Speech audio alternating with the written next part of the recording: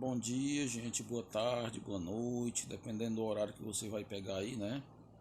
Vamos aqui fazer uma revisão para a nossa provinha de geografia do nono ano. Começando logo aqui, gente, pela página 18. Ó. Você vai pegar seu livrinho na página 18, você vai examinar o que é isso aqui, ó. A globalização. Olha, para entendermos o processo de globalização, é preciso recorrer às transformações políticas e econômicas que marcaram o cenário mundial nas últimas décadas do século passado. As transformações estão ligadas principalmente a dois aspectos aqui. Dois aspectos é mais. Tem dois aspectos, né, importantes. Quais são? O desenvolvimento do capitalismo e o avanço científico-tecnológico. Essas duas coisas, gente, foram básicas para que a globalização acontecesse. O desenvolvimento do capitalismo, que é a decadência do socialismo no mundo, deu origem a uma nova fase da economia mundial, marcada pela expansão e hegemonia do capitalismo. E o avanço tecnológico e científico-tecnológico, o que é? Foi a Revolução Técnico-Científica, também chamada de Terceira Revolução Industrial. Se caracteriza pela maior integração entre ciência e produção industrial, como mostra a imagem. Né? Aqui você tem um livro, você dá uma olhada nisso aí, né? Hegemonia, o que é hegemonia? É o mesmo que domínio, superioridade, supremacia político-econômica, certo? Então você vê aí um laboratório de biotecnologia no estado de Renância, no norte de Westfália, na Alemanha. Isso é em 2020, né? Coisas que há 100 anos atrás era praticamente impossível você ver, né? Então, a globalização ela teve impulsos, né? Principalmente aspectos ligados a desenvolvimento do capitalismo e avanço científico-tecnológico. Olha aí, né? Isso aí. Gente, aí você vai lá para a página 21. Aí você vai ver isso aqui, ó, o desenvolvimento científico e tecnológico. Gente, olha, é o seguinte, ó, desde a segunda metade do século XX, uma verdadeira revolução tecnológica, impulsionada pelos avanços da ciência e da técnica, das ciências e das técnicas, né, levou o capitalismo a ingressar em uma nova fase. Essa nova fase foi o que, gente? Foi uma revolução industrial, foi uma terceira revolução industrial, foi uma segunda revolução industrial, o que foi? Aqui você vai ver, ó, tá bem claro. Uma revolução chamada Terceira Revolução Industrial ou Revolução Técnico-Científica. Esse desenvolvimento científico e tecnológico, fruto de investimentos maciços realizados pelos governos e também pelas empresas privadas. Países como os Estados Unidos, Canadá, Japão, Alemanha atingiu as mais variadas áreas do conhecimento, principalmente a tecnológica da informação, tecnologias de informação com a informática e a telecomunicação. Então, isso foi um salto muito gigante, né, em relação ao desenvolvimento. Isso daqui está até ligado à questão do desenvolvimento, à coisa da globalização, né, que a gente tinha comentado nesse instante, né, com vocês. Deixa eu só botar aqui o computador, gente, para carregar, viu? Vou dar uma pausazinha aqui.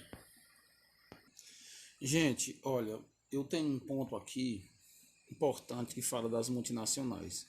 Você vai pular lá para o capítulo 2, né? Especificamente na página 28.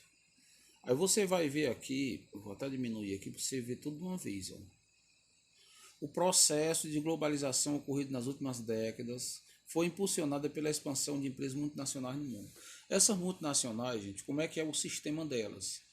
Elas fazem a sua sede, né? Construíram há muitos anos a sua sede, há umas 3 décadas ou mais, as suas sedes nos Estados Unidos, na Alemanha, na França, no Canadá, na Inglaterra, no Japão. Aí elas começaram a produzir, o próprio país começou a consumir, a chegar ao ponto de outros países também ter a possibilidade, a população de outros países, por exemplo, o Brasil, países considerados pobres na época, né, que hoje o Brasil é um país em desenvolvimento, que não é tão pobre, é um país tipo assim, classe média, vamos supor, né? Argentina, Paraguai, Uruguai, alguns países africanos, como por exemplo a África do Sul, Nigéria, né, Egito, países do Oriente Médio, países asiáticos, eles começaram a também ter a possibilidade de consumir esses produtos. Então, o que foi que os Estados Unidos e esses outros países fizeram? Colocaram as filiais em outros países, por exemplo, o Brasil, a África do Sul, a Índia, botou no México, colocou na Argentina, no Paraguai, colocou na Rússia também, né? Apesar da Rússia ser um país comunista, mas tem muitas indústrias, né? Assim, americanas eu não tenho certeza, mas muitas indústrias de outros países têm, que exploram de uma determinada forma dentro das normas do socialismo, inclusive na China também. Na China é mais aberta ao mundo para isso, né? Então, é,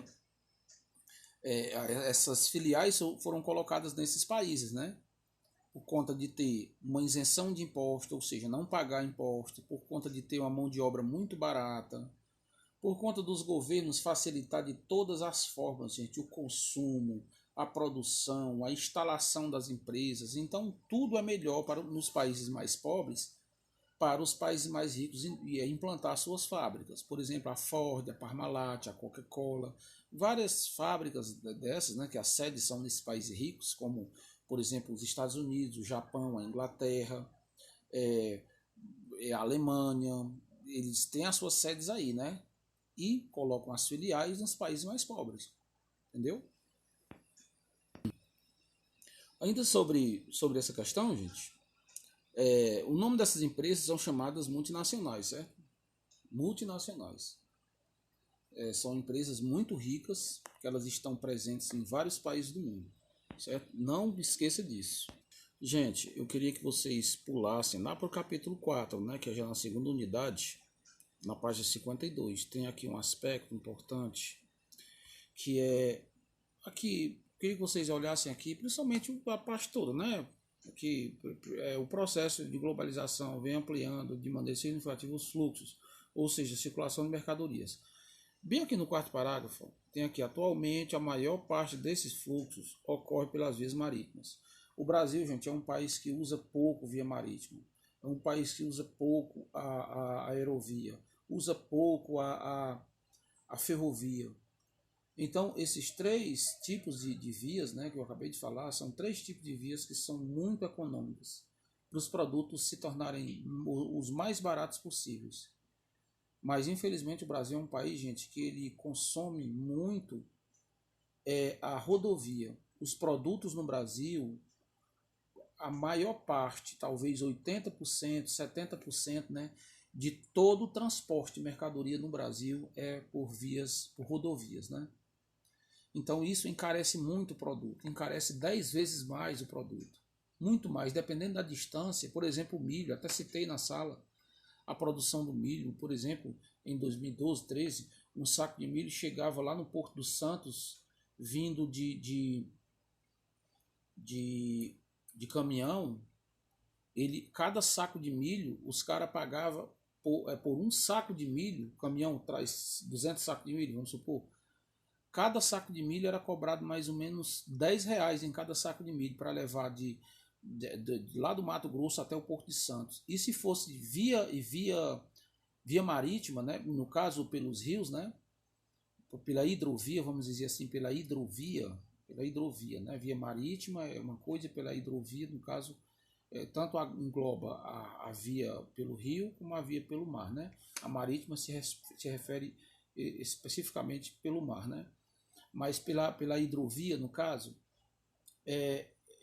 a distância aumenta aí umas 7 vezes mais, mas em compensação o preço diminui 10 vezes. O saco de milho chegava no Porto de Santos, vindo do Mato Grosso, pelo rio Tapajós, rio Amazonas, e pegando a via marítima pelo mar, pela costa brasileira, chegava por R$ 1 cada saco.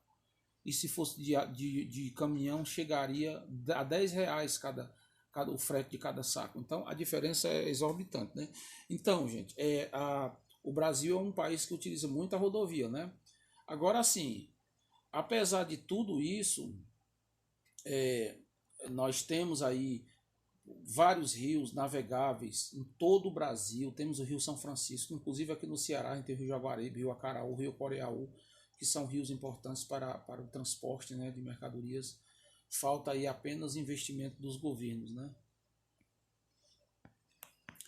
Gente, por favor, queria que vocês voltassem aí para a página 38, certo?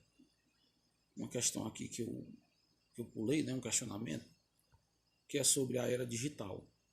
A grande quantidade de tecnologias disponíveis para a realização das mais variadas tarefas do cotidiano faz com que muitas pessoas chamem esse período em que vivemos de era digital. Gente, era digital, porque tudo a gente está produzindo com base nessa coisa do digital, né? Do toque, né? Nós produzimos projetos de carros, projetos de novos computadores, projetos de novos celulares, de novos motores, de naves e aviões, tudo através de um aparelho celular, tudo através de um computador, e isso tudo tem um toque das mãos, o digital, né? Que o digital, ele a princípio estava ligado a essa questão dos dedos, dos toques, né? Mas hoje está mais ligado à questão da tecnologia, o avanço tecnológico, né? Por exemplo, nós temos ali em Camaçari, na Bahia, uma fábrica de carros da Ford, né? Que ela é toda automatizada, ela é toda robotizada, né? São robôs, né? Que fazem robôs, né? Desculpa aqui pelo plural da palavra. A gente aqui na correria esquece até o plural, né? Feita por máquinas, né? Robôs que produzem carros, produzem motores de carro, montam motores de carros, soldam, parafusam, desparafusam, né? Coloca tudo sob medida, tudo máquina, né? Tudo informatizada, né, gente? Então você viu aqui, né, que todas essas inovações tecnológicas causaram mudança significativa na vida de cada um de nós. Há algumas décadas seria inacreditável, né? Uma pessoa se comunicar por outro pelo telefone, via WhatsApp, via e-mail, fazer uma chamada de vídeo, gente. Fazer uma chamada por um telefone sem fio, né? Há algumas décadas atrás aí, você assistir um filme, assistir uma novela pelo telefone. E hoje tudo isso a gente faz na maior normalidade, né? Gente, um ponto aqui interessante, aqui é também na página 55, viu? Tinha até passado por cima aqui, não tinha olhado. É o fluxo de comércio de petróleo no mundo. Ó. Vamos ampliar aqui, a gente lê. Ó. O petróleo está entre os produtos mais comercializados no mundo. Diariamente, cerca de 91 milhões de barris de petróleo viajam acomodados em gigantes navios tanques. De maneira geral, o fluxo de petróleo no mundo ocorrem entre as principais áreas de exportação, de exploração, como o Golfo Pérsico, onde se encontram as maiores reservas conhecidas e os grandes centros consumidores, como os Estados Unidos, como a Europa, o Japão e a China também, né? A China é um dos maiores consumidores de petróleo do mundo, inclusive a segunda maior consumidora, né? Aqui, não sei por que não falou sobre a China. Eu tinha até comentado com vocês sobre isso, né? Aqui falou os Estados Unidos, a Europa e o Japão, mas o segundo maior consumidor de petróleo, consome mais do que a Europa todo dia de uma vez, é a China. Ela consome uma quantidade, né, menos do que os Estados Unidos. Não é tanto como os Estados Unidos, mas ela consome quase a mesma coisa que os Estados Unidos, né? E depois é que vem a Europa, depois o Japão, os outros países, né? Mas aqui a gente deve saber que os grandes centros consumidores, né, que inclui na China, o Japão, os Estados Unidos, a França, toda a Europa, né, são muito importantes para o consumo do petróleo, a exploração do petróleo, a extração do petróleo, o refino, né? Então, assim, se eu lhe perguntar quais são os países que consomem mais petróleo do mundo, você vai ter que marcar a China também, né? A China, os Estados Unidos, a Alemanha, a França, a Itália, o Canadá, os países assim, europeus, né? Oriente ali, aquela região do Japão, a China. O Brasil é um grande produtor de petróleo, né? O Brasil, ele produz o petróleo para ele. A gente consome muito petróleo também, mas a gente também é um grande produtor. Mas, em compensação, quando a gente fala em questão de preço, o Brasil não tem preço, né? É um petróleo que é encarecido, né? Gente, para finalizar o nosso ponto aqui, os nossos pontos, né, a gente vai para a página 58, certo? Veja aí a página 58, a gente vai bem para cá. As cidades globais, ó. Vou até ampliar aqui. as cidades globais, né? As cidades globais configuram como centro de poder e comando de decisões econômicas e financeiras mundiais.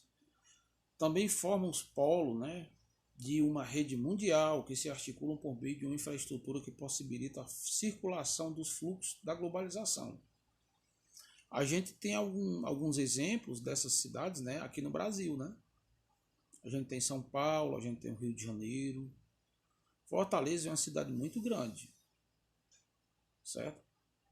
Brasília é uma cidade muito grande, Belo Horizonte é uma cidade também gigante, Salvador é outra cidade enorme, Recife, mas a nível de cidades globais, em que tem uma certa influência em preços de bolsa de valores, nessa coisa, em preços de mercadorias, em embarque no mercado mundial, as bolsas de São Paulo e Rio de Janeiro, elas têm uma influência muito forte, né?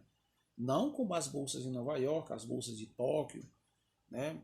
Mas elas têm uma influência também, pouca, mas tem, em relação à bolsa de Pequim, a bolsa de Tóquio, a bolsa de Nova York. A cidade global, como São Paulo e Rio de Janeiro, tem influência, tem menos do que esses, certo? Mas exemplos de cidades globais aqui no Brasil só são duas: Rio de Janeiro e São Paulo, certo? Gente, olha, finalizei o vídeo aqui, espero que vocês façam uma excelente prova. Eu terei prova na quarta-feira e na sexta-feira. Espero que todo mundo estude. Se inscreva nesse canal, gente. Ajude o canalzinho da gente a crescer, né? Essas aulas são de graça. Eu não cobro nada para fazer essas aulas. Eu estou aqui domingo produzindo essas aulas para vocês. Comente, né? Se puder comentar, eu agradeço muito. Curta, compartilhe com seus colegas, tá bom? Pois valeu, gente.